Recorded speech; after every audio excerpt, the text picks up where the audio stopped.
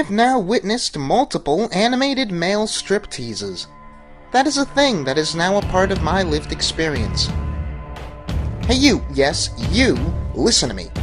I'm gonna try and not outright spoil anything about this movie, but I can't promise you people my words won't lead you down the path of putting together certain plot points for yourself. That's a lot of P's. I'm not gonna make any bones about it. You should go and watch this movie right now if you want to see it completely blind. That's how I saw it, and I'm more than glad that I did. Do come back and watch this video anyway, though. If you haven't noticed, I could kinda use the views. Or watch time. Or whatever YouTube is measuring its success by now. Why am I on this site? I'm not even gonna bother building suspense. This review is just gonna be straight up gushing, okay? I am not exaggerating in the slightest when I say that Hell to Pay is the Suicide Squad movie that should have been released in theaters. And while I'll try my hardest to make this whole video about judging this movie on its own merits, and not comparing it to the live-action dumpster fire, the temptation is just too great to avoid it altogether. I really do want to look at it on its own terms without kicking the zombified horse that is the DCEU though, but trust me when I say that this movie is a more surprising, brutal, and exciting realization of the Suicide Squad concept in its first few minutes. Like most of DC's direct-to-video fare, Hell to Pay assumes the viewer already has a decent foothold in the DC universe, but like any good story, it has just enough exposition that fresh viewers should be able to appreciate the plot and characters here in their own context. Said plot, to quote Stuff You Like, goeth thusly. Amanda Waller, now minus at least several dozen pounds, runs Task Force X, wherein she corrals a bunch of supervillains to do covert ops in exchange for reduced prison time. This time around, the case involves a special magic MacGuffin in the form of a card that Waller is desperate to get her hands on. And by magic, I do mean literally, as this card is a Get Out of Hell free card, which allows someone to bypass the River Styx and go straight to the Pearly Gates as long as they're holding it on them at the time of their death. The quest for the card brings the squad in contact with two other villain factions who fans of the live-action TV shows should be familiar with, including Flash's nemesis Zoom and the primordial warlord Vandal Savage. Both want the card for their own purposes, and a cross-country game of keep-away ensues between all involved. Key to the movie's success is a real tight pace. Contrast that other movie, which feels bloated with repeated information or relationships and plot points that never go anywhere. Hell to Pay moves at a real clip and is always getting across something vital or new about the situation at hand. It gets a hell of a lot done in just under 90 minutes, and a big part of that is knowing where to keep its focus, especially in regards to character. We've actually got a central cast bigger than the live-action film by a lot, but no one here feels wasted, and although the majority of our players get meat to work with, the movie is really about one guy. Christian Slater isn't who I'd immediately go to voice Deadshot, but I really enjoy him in the role. He's the first take on the character that I'm really invested in, and this isn't one of those famous instances where Slater phones in his performance. He's given some pretty good material, as Lawton is afforded a lot of nuance as a character.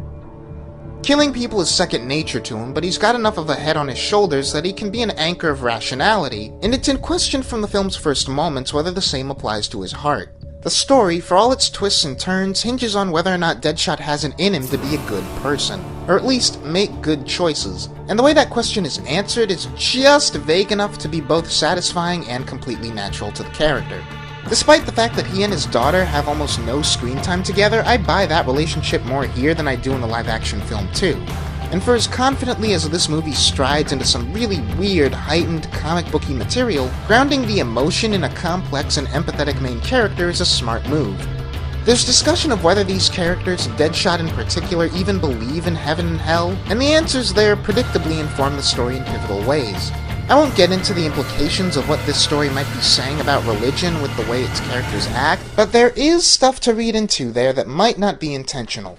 Deadshot's not the one front and center on the box art though, predictably. That would be Harley Quinn, and I can't voice enough how happy I am to find out that's just misleading marketing. The Joker's former main squeeze is often overexposed, to the point that I'm pretty sure there are 4 live-action movies with her in the lead role being bandied about in production right now. I think Harley is a fairly likable character most of the time, but for the purpose of story, my personal opinion has always been that she works best as a side player there for laughs.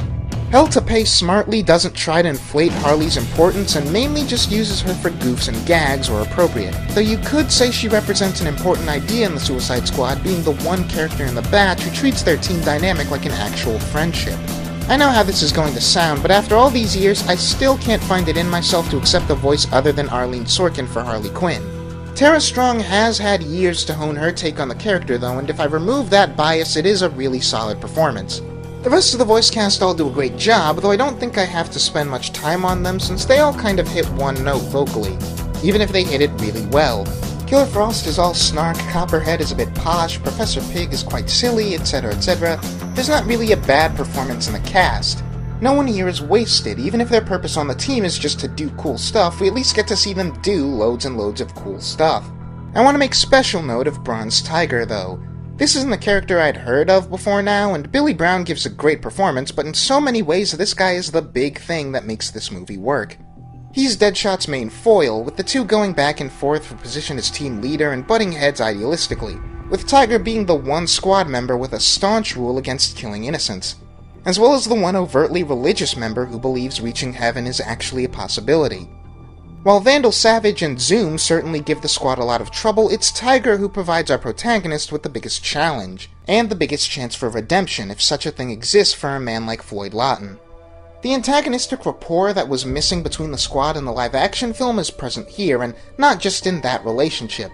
The movie doesn't make the mistake of thinking that just because these guys are the nominal protagonists, that they all have to reach a place where they seem to like and respect each other.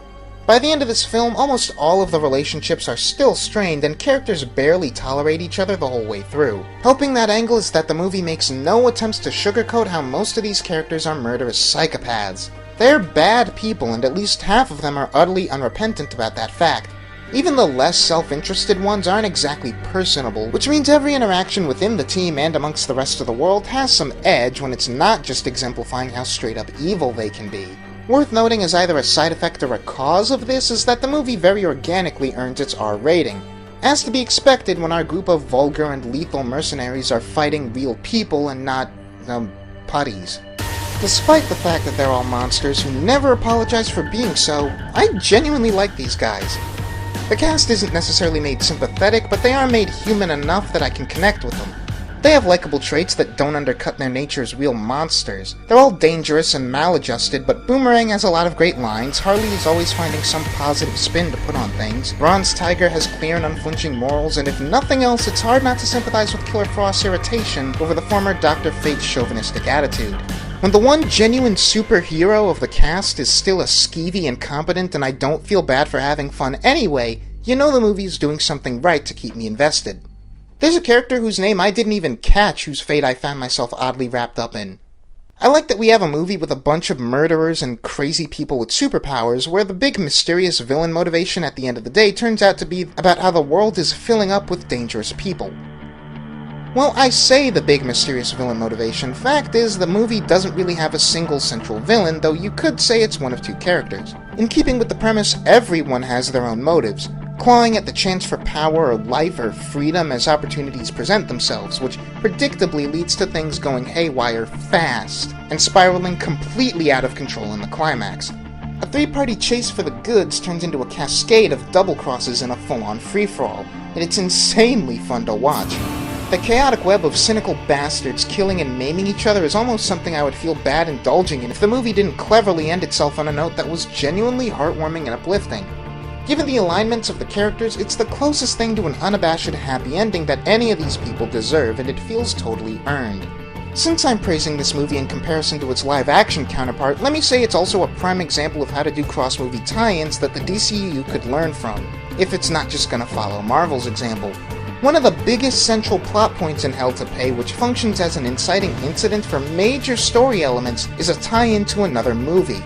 And yet you don't need to see that or any other movie for this one to work just as fine as its own narrative.